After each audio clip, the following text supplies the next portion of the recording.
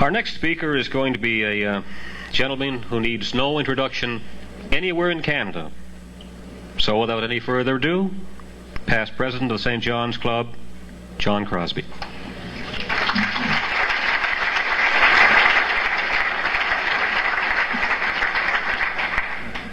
Thank you, Mr. Chairman,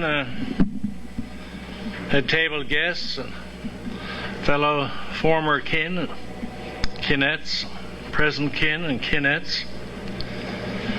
Jane was just telling me while Al was speaking there that she was one of these people who sold or helped sell nuts. You couldn't tell it from looking at her, could you, that she was around during World War II? Imagine, huh?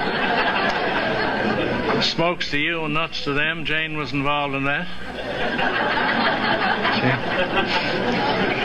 She gives me nuts every now and then, I can tell you that. She's still doing it. Well, it was great to hear Ken Al Clusen there, because I was in the St. John's Club when Al was still an active member. I don't know whether he's ever been inactive, but sometimes he was more active than at other times.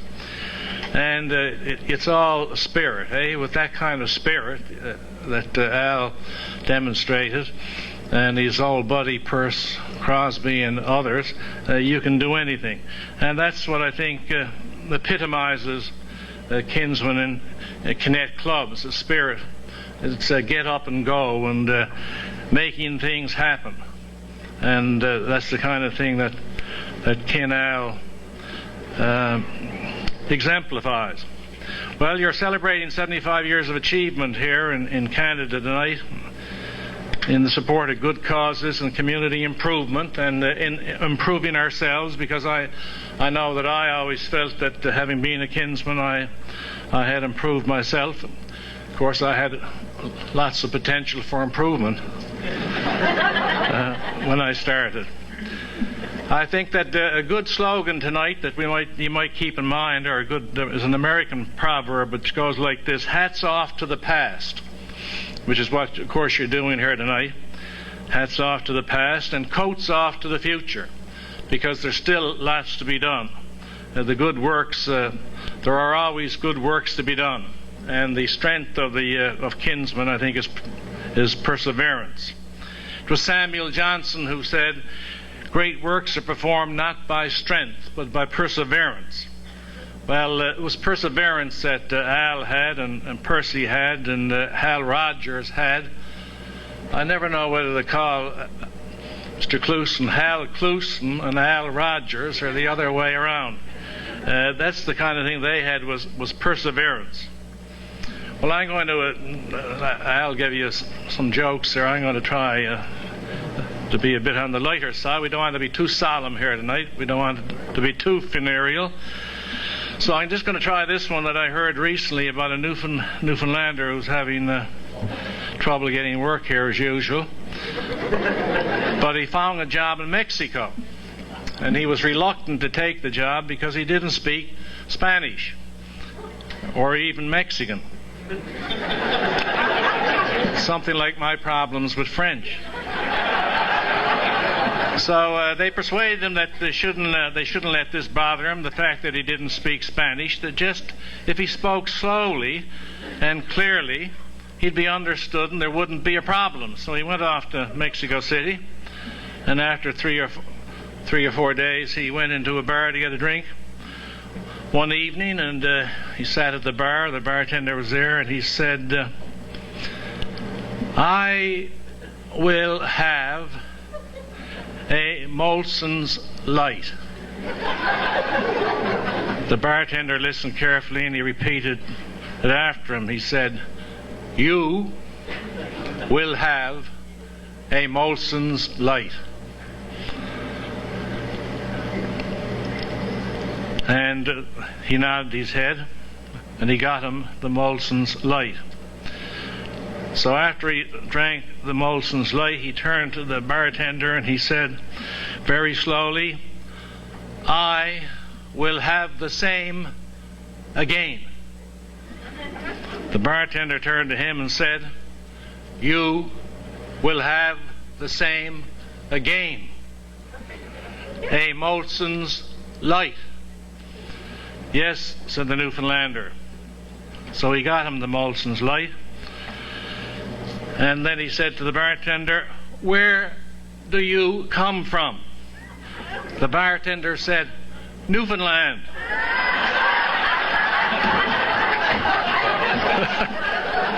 Well, the Newfoundlander said, "Boy, so do I." He said, "Isn't it wonderful that we can both speak Spanish?"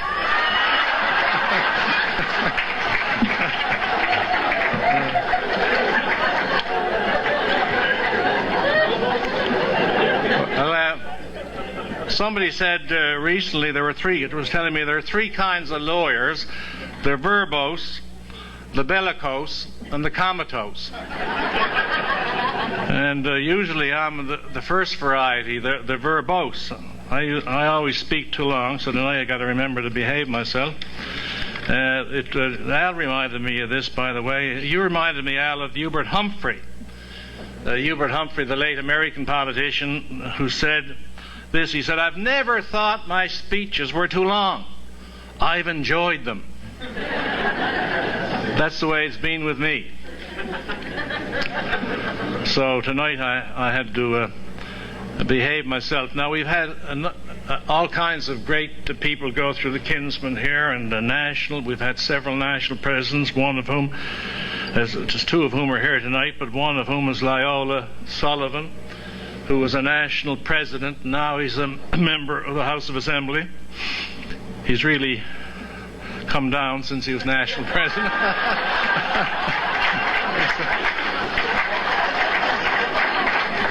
It was Mark Twain that said, Loyola, "No man's life, liberty, or property are safe while the legislature is in session." So try to keep her shut if you make it. And by the way, Al, when you were describing yourself and Percy Crosbie going to the board and telling them what you'd done in their name, I thought to myself, by God, it sounds like a Smallwood cabinet meeting.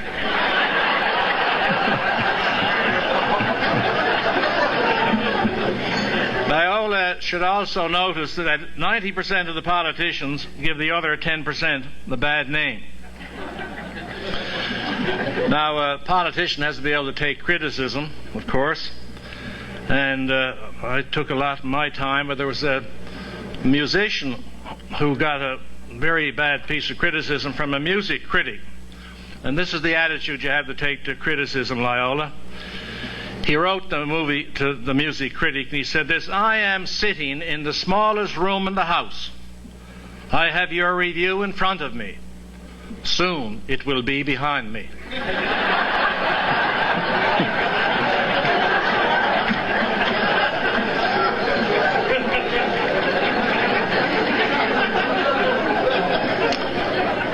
Also, Loyola, now you're starting out in this course, I want you to remember something that Mark Twain said about gratitude.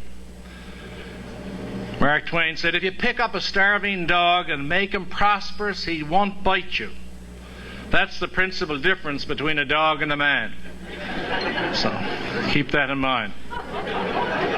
Now, it was 1961-62. I was president of the St. John's Kinsmen Club, and I left, I guess, around 65 when I got involved in politics. So you learn a few things along the way. Somebody has reported to have said this. In fact, the woman's name was Florence Nightingale, but I don't think it was the famous nurse. She said, "If men could get pregnant, abortion would be a sacrament."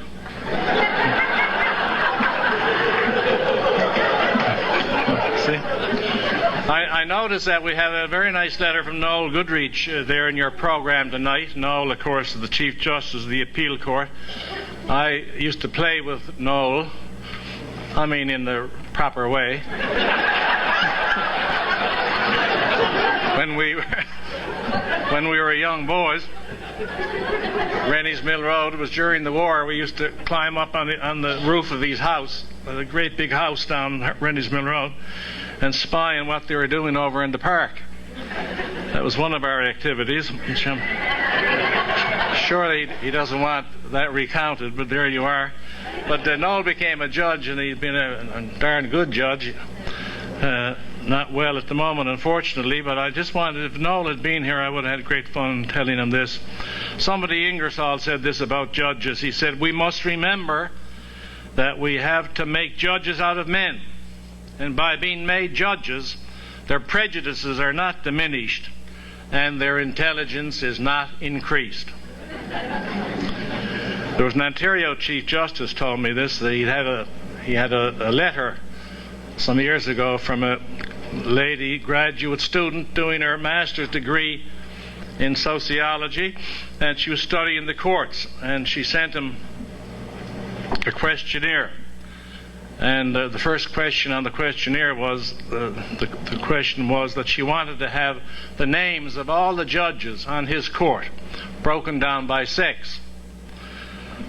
So he thought about that for several days before he wrote her back. He said, well, he didn't know how many judges on his court were broken down by sex.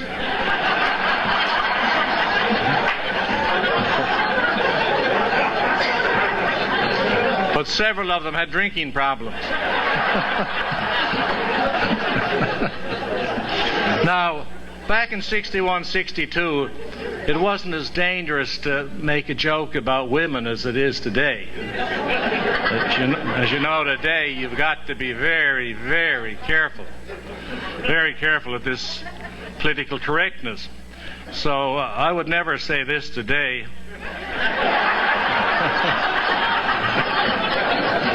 But Samuel Johnson said this a couple of 100 years ago. He said, "A man is in general better pleased when he has a good dinner upon his table than when his wife talks Greek." Very sensible. And some anonymous person says, "A woman's tongue is a sword that never rusts." His name is never given, so he was he was probably finished off long ago. Loyola, you have to remember this as well, what Lily Tomlin, the American movie star, once said about the rat race. She said, "The trouble with the rat race is that even when you win, you're still a rat."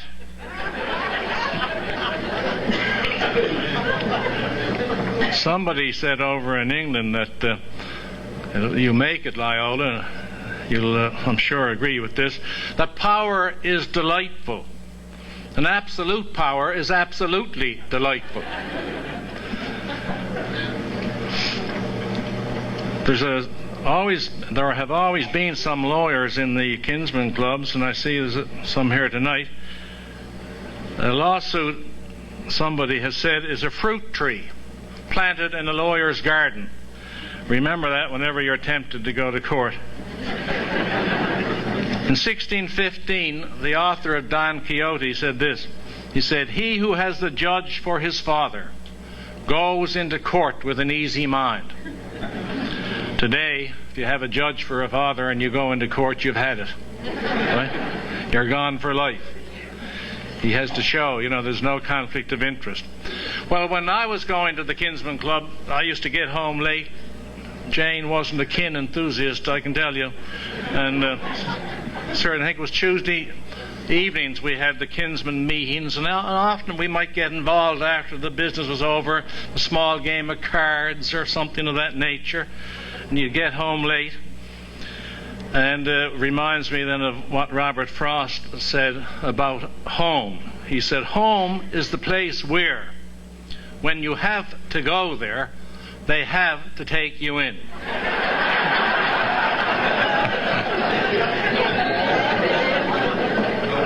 And Zsa Gabor, the actress, she never did do much acting, but she was married quite frequently. She said that, "I am a marvelous housekeeper. Every time I leave a man, I keep his house." Now imagine having the gall to say this. Some chap said this in 1690. He didn't make it to 1700.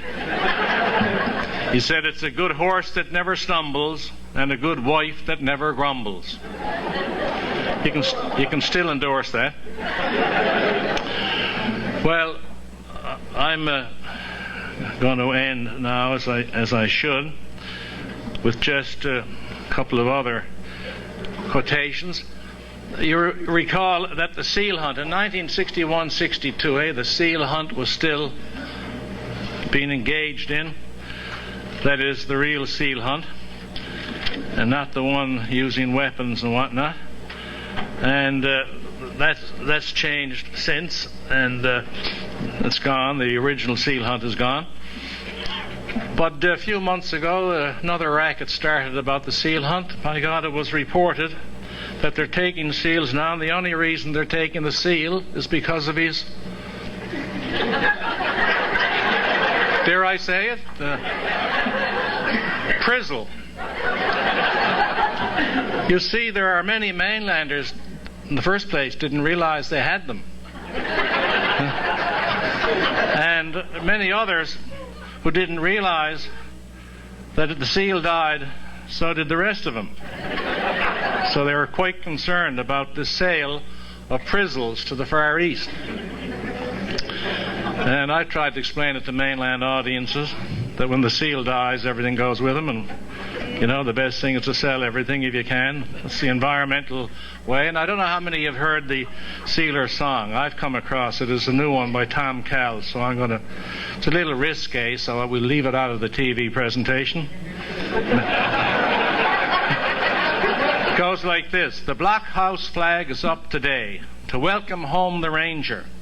But I can tell you now, my friend, our seal hunt's gotten stranger. In days of yore we'd sell the furs and split the take between us. But now they leave the pelts behind and carry home the penis. They're cooked and dried and petrified and ground up by the Kentals to serve as aphrodisiacs for senile Orientals. And so we let tradition die without the least objections to give the ancients of Shanghai respectable erections.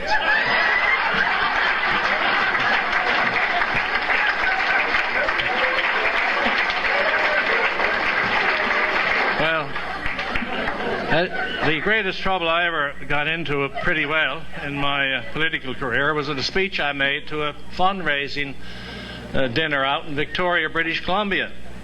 And they're all PCs there. I thought, a friendly audience. This is not normally the case with PC audiences, of course. But anyway, they're a great audience. I didn't realize that there's somebody there with a camera.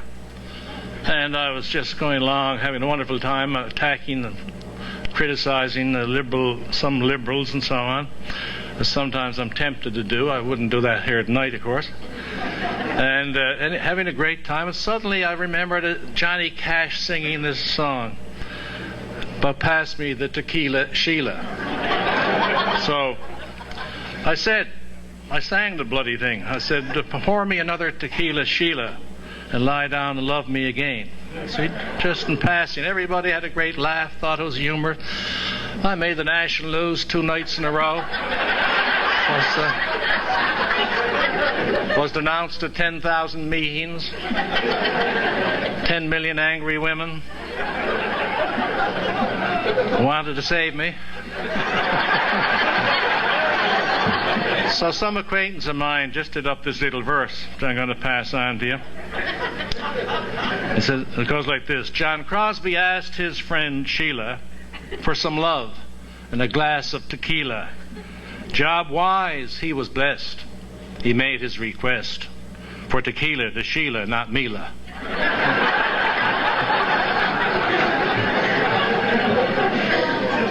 Well, it's the real pleasure for Jane and I. And Jane was the president of the Kinettes at one time as well, the St. John's Kinettes Club. And in addition to assisting me in all the ways that she did, so we're both delighted to be here tonight. And I'm just going to end up with something that I came across that Helen Keller said, which is very true and which I think illustrates what the Kinsmen and Kinettes do, or attempt to do. She said this: although the world is full of suffering, it is also full of the overcoming of it. and of course your project to support the battle against cystic fibrosis certainly illustrates that. This is one of the main motivations of the Kin and Kinette movement. Although the world is full of suffering, it is also full of the overcoming of it, and it is people like yourselves who engage in that work and who therefore are to be congratulated, and we certainly wish the Kinsmen Association and Kinettes another 75 or 575 years. And I have no doubt actually that when you have your 100th anniversary, Al will be around to bring the greetings and tell you about Perce Crosbie and Al Clouston and the Boys Club. In fact, Al will be here long after the Boys Club is gone, I wouldn't doubt. He's in tremendous form. If I was looking for a candidate for any difficult seat, Loyola, I'd certainly buttonhole Al here tonight. Thank you.